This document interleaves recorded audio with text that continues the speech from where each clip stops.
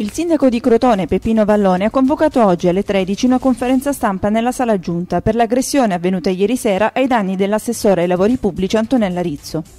Come tutti i giorni sono venuta al comune per poter lavorare, avevo un incontro con gli operai della CREA e sono stata aggredita all'interno della casa comunale da una signora che mi aveva chiesto un intervento a un alloggio popolare, tra l'altro un intervento che io non ho neanche ben capito, e l'ho invitata a rivolgersi all'architetto Artese, che è il dirigente dei lavori pubblici. Per tutta risposta mi ha aggredito tentando di strangolarmi, poi grazie alla presenza, soprattutto alla presenza di spirito della dottoressa Costa, che l'ha allontanata, ho avuto la possibilità di vincolarmi. Nel condannare l'atto inconsulto, Vallone ha confermato la solidarietà all'assessore e che il comune si costituirà parte civile contro la donna che l'ha aggredita e che è stata denunciata.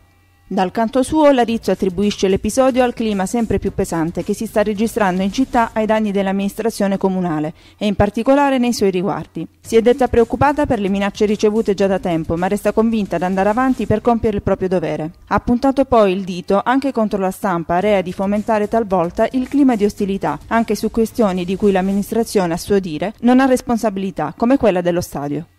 Ritengo che questa sia una persona che non debba neanche essere ascoltata.